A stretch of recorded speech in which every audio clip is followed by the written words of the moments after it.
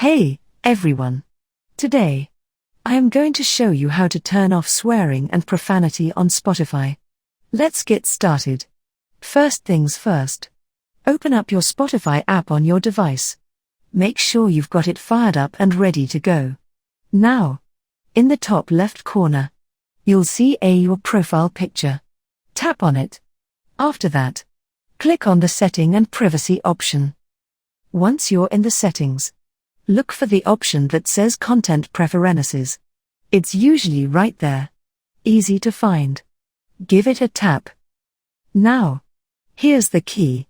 In this section, you can allow or disallow explicit content using this handy function. If it's off and you want to turn it on, just toggle the switch. One thing to note, if it's turned off and you decide to turn it back on, Spotify might ask for your password or even your Face ID, depending on your device's security settings. So, make sure you've got that handy. And there you have it. If you found this tutorial helpful, give it a thumbs up and subscribe to our channel for more tech tips and tricks. Thanks for watching.